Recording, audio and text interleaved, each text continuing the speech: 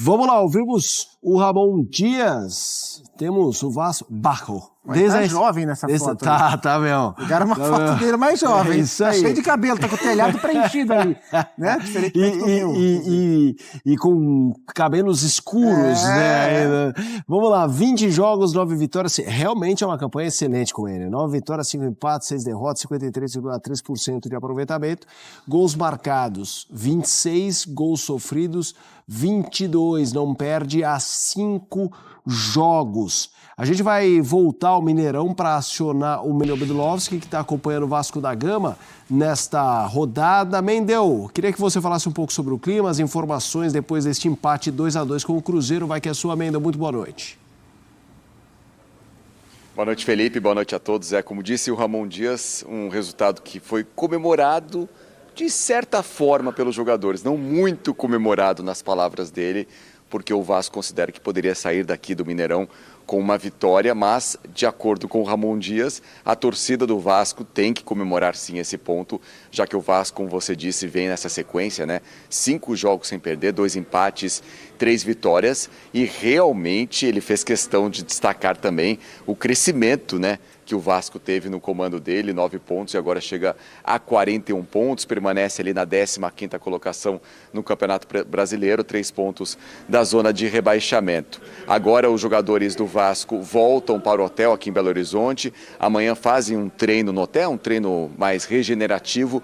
À noite o elenco parte direto para Curitiba, onde o Vasco tem a próxima partida contra o Atlético Paranaense fora de casa. Mais uma partida importante para o Vasco, tentando se afastar da zona de rebaixamento. São jogos complicados do Vasco. Contra o Atlético Paranaense não terá o Rossi, né, que foi expulso no banco de reservas, e aí a sequência do Vasco é forte. Depois da partida contra o Atlético Paranaense tem Corinthians em casa, depois Grêmio fora de casa e termina o Campeonato Brasileiro jogando contra o Bragantino em casa. É uma sequência difícil para o Vasco, mas com esse empate fica numa situação não livre do rebaixamento, mas nessa arrancada que o Vasco deu nas últimas partidas, realmente numa situação bem mais confortável que estava algumas rodadas atrás. Então é isso, daqui a pouco os jogadores vão deixar aqui o Mineirão, vão para o hotel, fazem aquele descanso, amanhã um treino regenerativo e amanhã à noite então partem para Curitiba, onde sábado enfrenta o Atlético Paranaense na sequência do Vasco neste Campeonato Brasileiro, Felipe.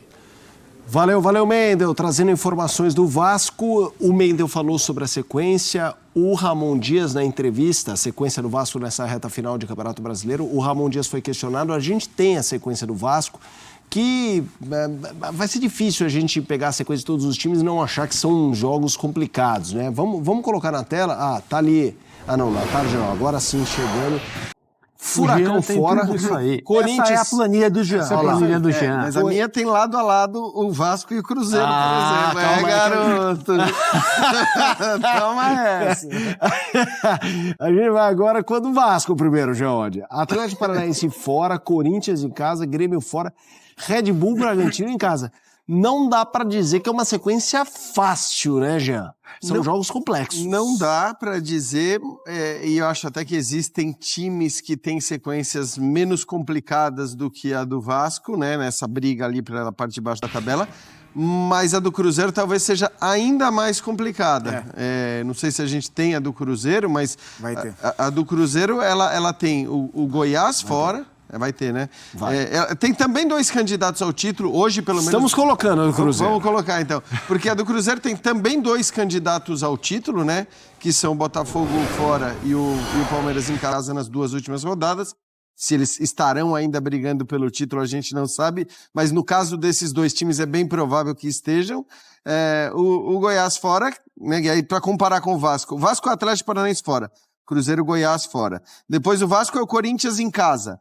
E o Cruzeiro, o Atlético Paranaense em casa. Só que um em casa do Cruzeiro é sem torcida. Exato. Por isso até, Zupac, eu acho que assim, olhando para o resultado do jogo de hoje e considerando essas 2 tabelas que a gente viu, e considerando que o Vasco está na frente pelo critério de vitórias, o resultado para o Vasco foi ligeiramente superior do que foi para o Cruzeiro. Quer dizer, teria sido uma oportunidade maior para o Cruzeiro conseguir uma vitória de repente e abrir uma vantagem em relação ao Vasco. E olhando os jogos do Cruzeiro, o Cruzeiro fecha o campeonato podendo resolver o título, inclusive, né? Sim. Porque é Botafogo e depois Palmeiras, os dois jogos do Cruzeiro.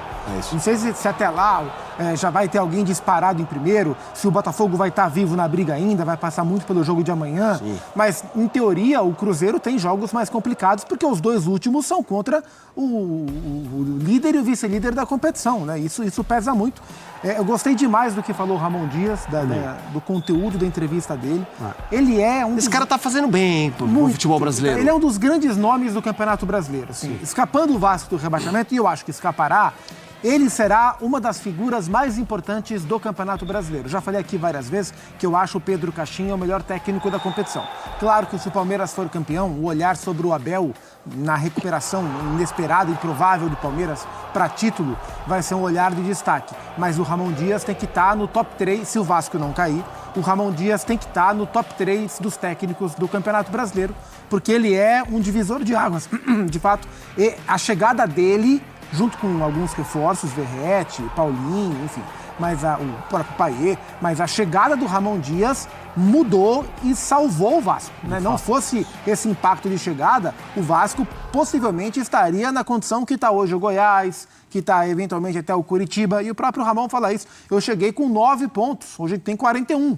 Né? Então, assim, é um nome muito marcante nessa caminhada, nessa boa caminhada do Vasco para tentar escapar do rebaixamento. Ele é sempre positivo na sua maneira de se colocar e representar o Vasco.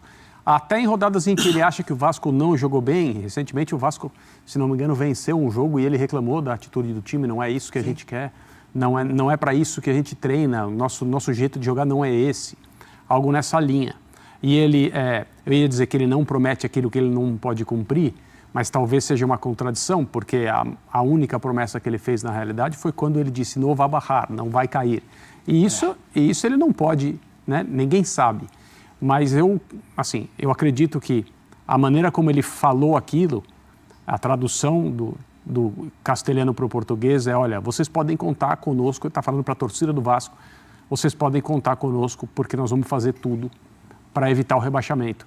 E hoje ele disse, né, quando você joga desse jeito e quando os jogadores se entregam, ele citou a palavra espírito algumas vezes na resposta, é muito difícil que você caia. Ele disse algo nesse sentido. Porque ele está vendo o corpo que o Vasco tem.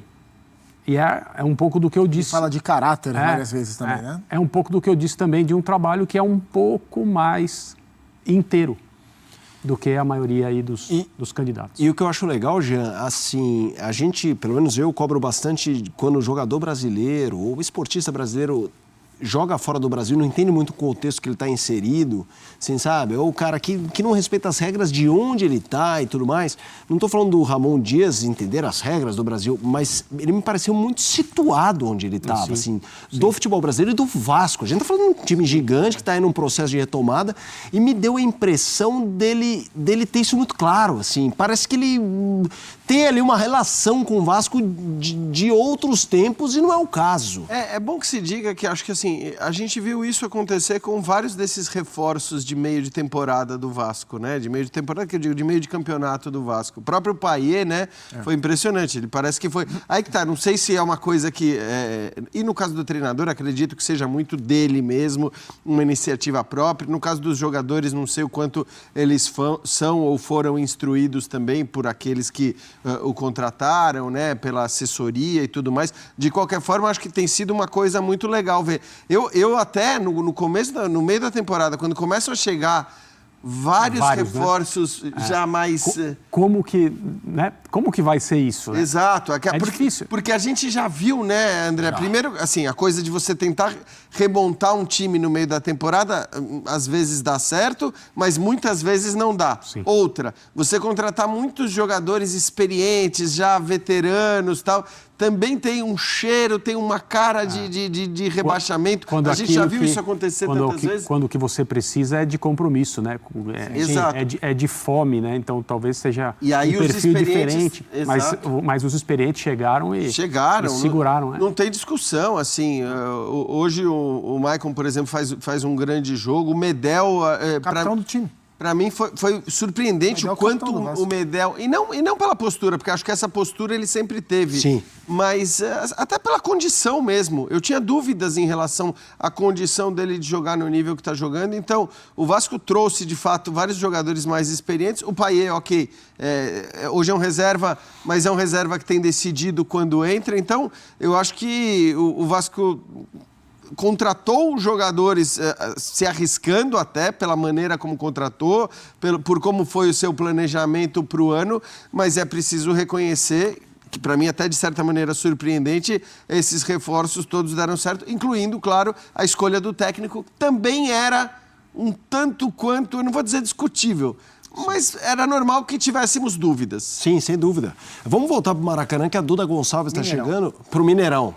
Maracanã vai ser depois do duelo tricolor entre Fluminense e São Paulo. A Duda olhou ao redor e falou, onde é que eu tô? Exatamente. Estou em casa. Ufa, estou em casa. É tanta viagem que o repórter fala, o Mendel vai acordar amanhã e vai falar, onde é que eu tô? Estou em Punta del Este, estou em São Paulo. É isso. Estou dando aquele bug, né? Não, é Mineirão mesmo. Depois desse 2-2... Cruzeiro e Vasco, tudo bem por aí, das informações da Raposa? Ei, Mota, tudo bem? Sim, abraço para você e para os nossos companheiros e também para o Fã de Esportes. É Mineirão, viu? Hoje sem torcida, agora já as luzes apagadas por aqui. Esse primeiro jogo do Cruzeiro sem a presença do seu público, do seu torcedor, sem o apoio, mas conseguiu sair com um empate aqui hoje do Mineirão.